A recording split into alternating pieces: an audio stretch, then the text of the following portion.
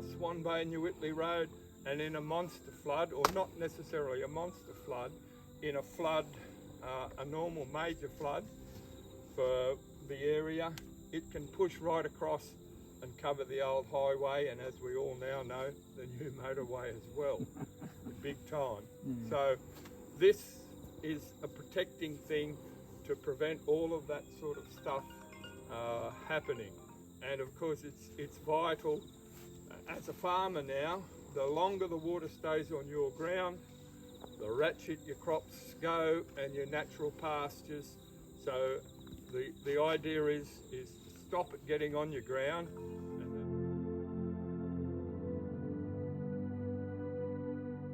This is vital. This is vital for us who live in this area. It has to, and it has to be attended to now before it becomes too late. Debbie and Andrew and I have sat here and watched the water creep up this section many times in the last few years as it's gone. If I can ask a question for you, for everybody, this used to hold back up to 4.5 metres, is that correct, at the top? Here, yeah, around about anywhere. It depends on the state of the levee. The levee runs for kilometres right around Andrew and Debbie's property, and right around past where Sam and Margie Robertson used to live, right around to there. And the normal conditions, heavy rain, parts of it will wear away, and that's going to happen. We can't stop that.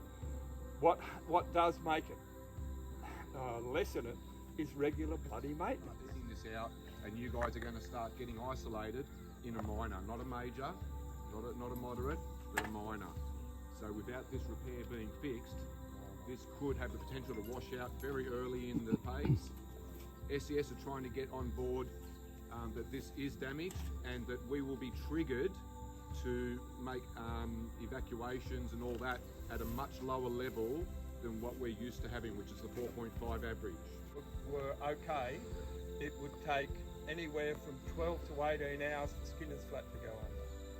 Yeah, in other words, it takes around that time to fill this Boggy Creek area, and then sneak around the hills across there. So in normal times you've got 12, as I said, to 18 hours. When the big one hit, 3 hours, and it was all ratchet. it's a spillway. And at that corner, there's about 100 to 200 metres land between the levee and the creek. So it's very slow going, but that was a natural, well, they engineered it in to be the first place for it to go over. And it's got trees on it, so the trees... And the routes need to actually get an extension or leeway from the state government because of those, those situations. So Rouse's response was, this is a direct quote, "Emergency period lasts for 3 months after the disaster. For the February 22 floods, this emergency period was extended to late January 23. Within the constraints of the time available, wet ground limiting access for a long time, limited availability of suitable contractors, and a large number of damaged flood mitigation assets, we returned the levee to as close to its pre-flood condition as we were able to."